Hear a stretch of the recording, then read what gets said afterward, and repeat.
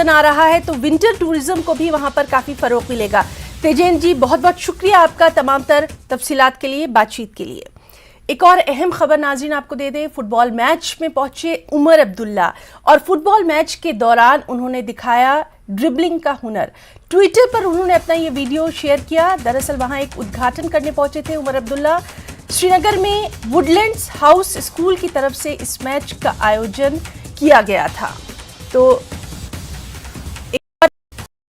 Football match में पहुंचे उमर अब्दुल्ला और इस दौरान उन्होंने यहाँ पर अपने जो हुनर था फुटबॉल का, जो दिलचस्पी है वो भी यहाँ पर दिखाई और बाकायदा ट्विटर पर उन्होंने ये वीडियो जो है ये शेयर किया। श्रीनगर में वुडलैंड्स हाउस स्कूल की तरफ से इस मैच का आयोजन किया गया था और उनके इस वीडियो को काफ़ी पसंद भी किया जा रहा है।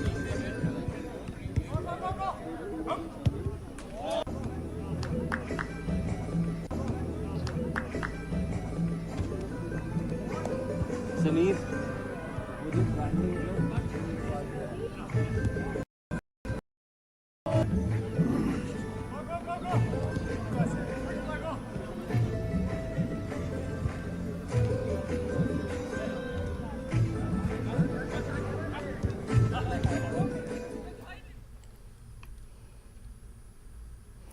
कल से